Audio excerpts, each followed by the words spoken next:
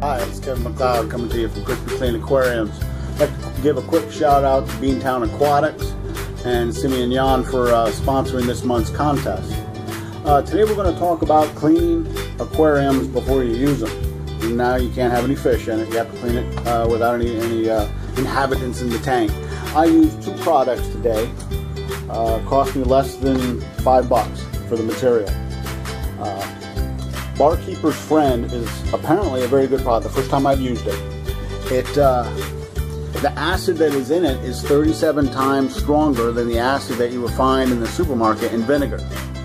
Because of that, it counteracts the hardness in the water so much better, so much quicker. It is very strong. It comes in a powder form. It looks like Comet, but it does not scratch like Comet. It is a very fine, non-abrasive powder. I used Brillo pads, Brillo Scotch Brite pads. These are nylon in nature. Let me grab one here. Has two sides. It has a blue side, which is a very coarse side. It has a white side. Use the white side. I found that the blue side, the powder is so fine it goes between the material and it doesn't get a good scrub on the glass. The white side works much better, I found out on the second time I tried cleaning. This Barkeeper's Friend, you can buy it online. It's a really good product online at Amazon and Google, or Amazon and any other place you may go to. They're running about $4 a can. I found it at Menards for $1.88. I figured I couldn't go wrong. I mean, even if I just throw it away, I still win. I know it works or it doesn't work. Well, I found out it does work. It works really well, at least on the problem that I had. So I'm going to show you what I had done. This is a picture of the 75-gallon tank that I just finished. I apologize for not having a before and after picture. I didn't get the idea in my thick skull to video this beforehand.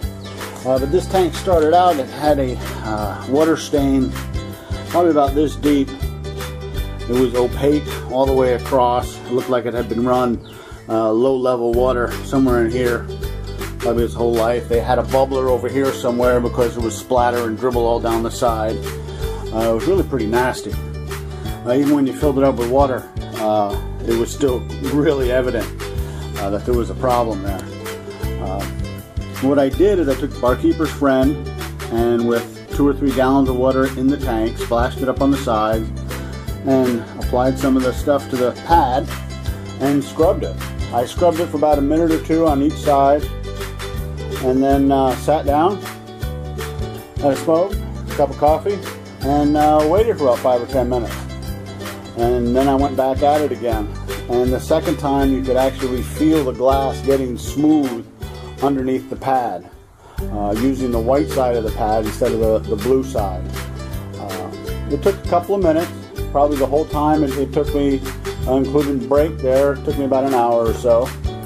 But it came out really well. I'm really pleased with it. I'm able to use it now. There's my next project. There's a little 20 over there I got to get fixed. But I'm pleased with it. The drawback, or something that you might want to be aware of when using the Barkeeper's Friend, is once you're done, you rinse it out with the hose. You need to go over it with a soft cloth or your hand or something, because it does leave a white residue on the glass.